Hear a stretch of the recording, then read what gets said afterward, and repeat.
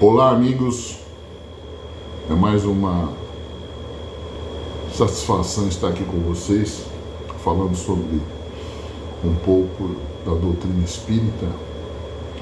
E hoje eu quero ser bem breve, bem rápido, bem sucinto. Quero ver se eu faço em 15 minutos a nossa mensagem para vocês. Tocar num ponto interessante, muito marcante dentro da doutrina espírita, e que às vezes as pessoas se confundem um pouco no raciocínio. Então é só uma mensagem esclarecedora, né, dos conhecimentos que qualquer um pode ter, desde que estude, desde que se envolva nos conhecimentos da doutrina dos espíritos, ou da doutrina espírita, como muitos costumam dizer. Meu nome é Eduardo, para quem não me conhece. Eu sou um voluntário do Grupo Espírita Harmonia e Paz de Santos, intimamente conhecido como GEPS. Estamos localizados na rua Barão de Paranapiacaba 183, na cidade de Santos, São Paulo. Eu vou ler um trechinho do Evangelho segundo o Espiritismo, mais especificamente o seu capítulo 6, o Cristo Consolador, no seu item 3. Estou pegando aqui Se me amais, guardai os meus mandamentos, e eu rogarei ao Pai, e ele vos dará outro Consolador, para que fique eternamente convosco. Para que fique eternamente convosco. O Espírito da Verdade, a quem o mundo não pode receber, porque não o vê nem o conhece. Mas vós o conhecereis, porque ele ficará convosco e estará em vós. Mas o Consolador, que é o Espírito Santo, a quem o Pai enviará em meu nome, vos ensinará todas as coisas e vos fará lembrar de tudo o que eu vos tenho dito. Isso está no livro de João, no Evangelho, no livro de João, no seu capítulo 14, versículos 15 ao 17 e inclusive no 26.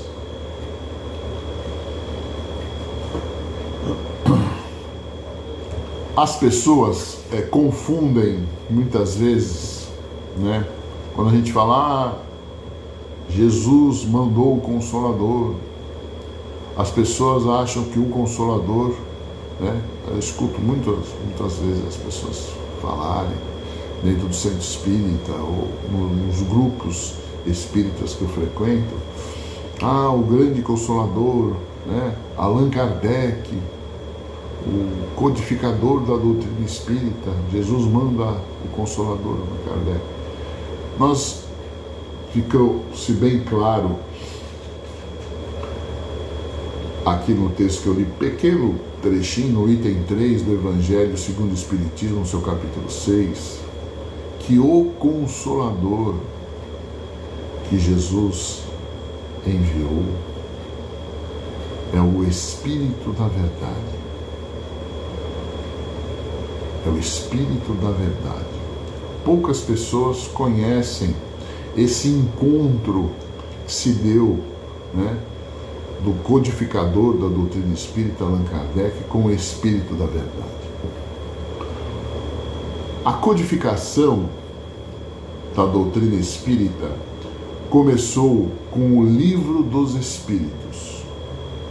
Foi o primeiro livro codificado por Allan Kardec, o Livro dos Espíritos. O segundo livro é O que é o Espiritismo. É o segundo livro codificado por Allan Kardec.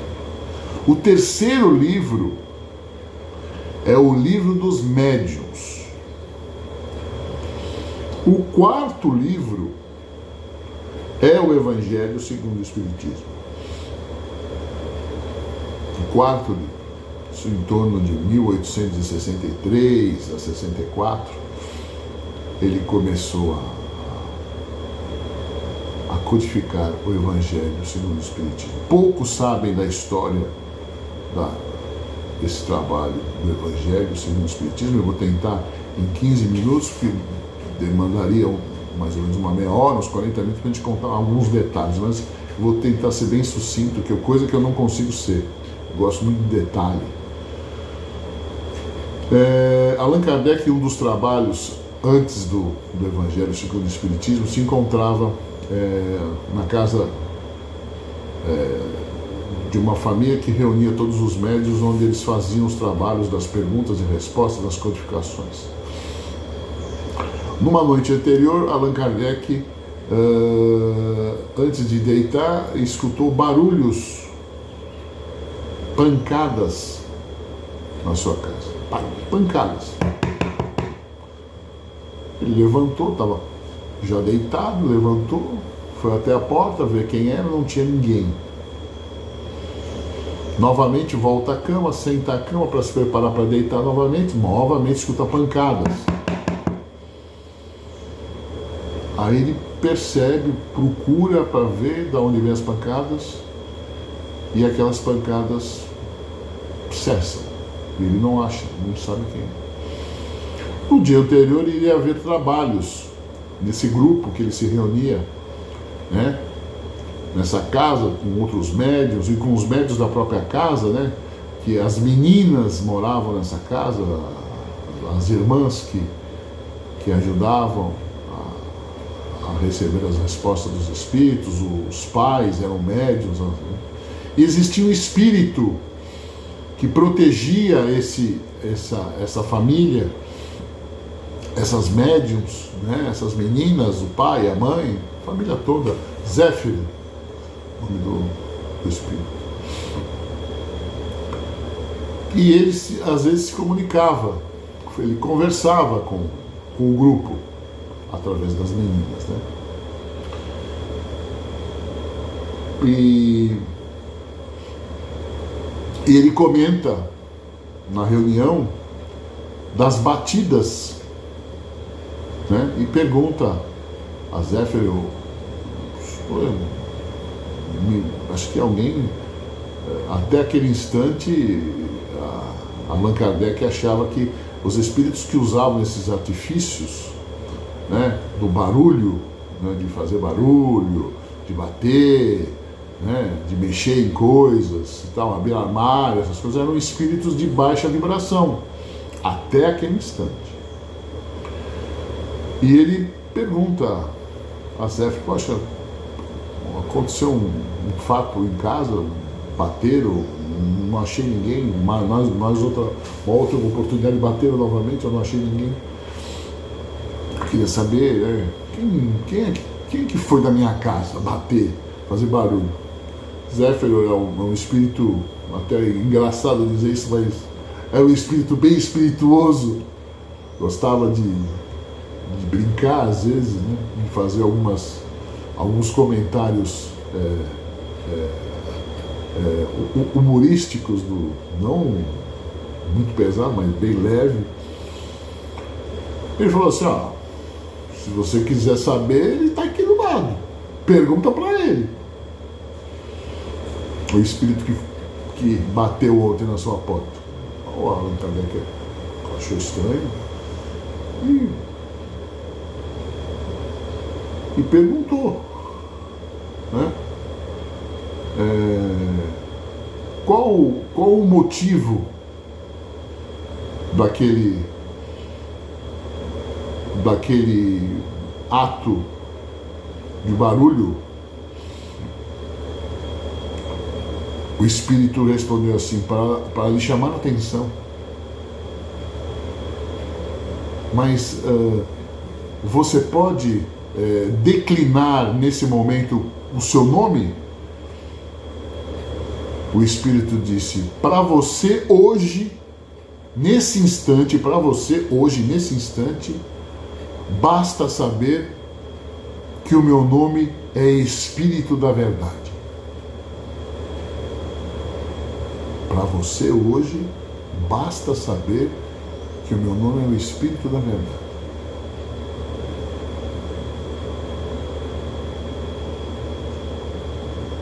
E ele continuou, ficou surpreso, porque ele já havia mandado algumas mensagens, e pelas mensagens era de um espírito de elevadíssima irradiação espiritual, elevadíssima vibração. Era o espírito que comandava o trabalho todo, somente isso.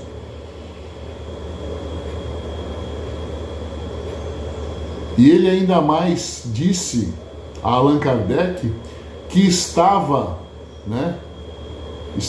full time com Allan Kardec. Full time com Allan Kardec. 25 horas por dia com Allan Kardec.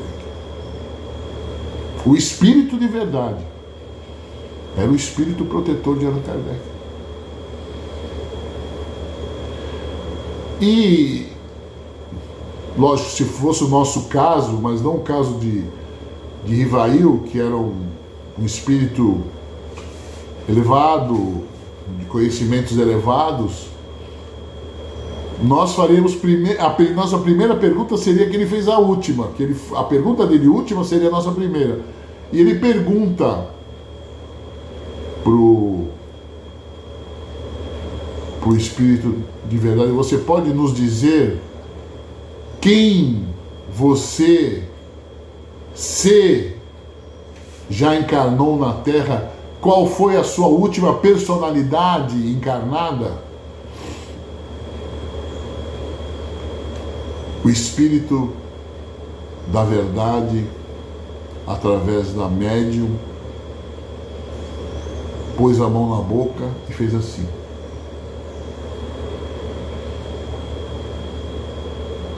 Rivail, descrição. Aliás, desculpe, mudamos a letra, não é descrição, é discrição. Discrição. E não falou mais nada. Naquele momento, a gente percebia que o grande consolador era a obra. Era a construção da obra. Era a construção da obra. Allan Kardec passava por problemas de saúde graves, gravíssimos. Allan Kardec tinha um problema cardiovascular muito sério. Ele quase não tinha fôlego para andar. Dava 2, 3 passos, subia 4, 5 degraus de escada, tinha que parar, ser amparado, porque ele perdia o fôlego, ele perdia a respiração. Ele estava com problemas graves também no pulmão. E já estava urinando sangue naquele momento. O grupo estava preocupado. Alguns elementos do grupo eram médicos e acompanhavam o Allan Kardec. Tanto que o Allan Kardec desencarnou por problemas, por um infarto. E pediram para Allan Kardec se afastar dos trabalhos, tirar férias. Ele achou um absurdo isso. Achou um absurdo tirar férias. Eu vou tirar férias? Tem tanta coisa para fazer, Full time, agora que eu fiquei sabendo, o Espírito da Verdade, o protetor do trabalho, meu protetor era o Espírito da Verdade. Mas forçaram, ele pegou a esposa e foi para uma praia, para uma região litorânea da França chamada Saint-André. Lindíssimo, lugar lindíssimo, que é até descrito em um quadro de Matisse. Um quadro famoso de Matisse que descreve a praia de Saint-André, onde Allan Kardec foi passar essas férias forçadas pelo grupo. Férias os companheiros, porque para ele foi, entre aspas, de férias. Ele foi pensando, matutando no que tinha que fazer. Lá sozinho, com a esposa, ele começa a construir a obra, o Evangelho segundo o Espiritismo, lá sozinho. Ele pega um dia uma folha de papel, um envelope, escreve uma carta para o grupo. O que vocês acham do livro que eu estou escrevendo? E manda para o grupo. O grupo, no dia da reunião, pega aquele envelope recebido, abre e lê. O que vocês acham do livro que eu estou escrevendo? Aí a pessoa fala, mas ele não está lá de férias, não está lá descansando, ele está trabalhando. Naquela noite, os médiuns recebem uma mensagem de São Luís,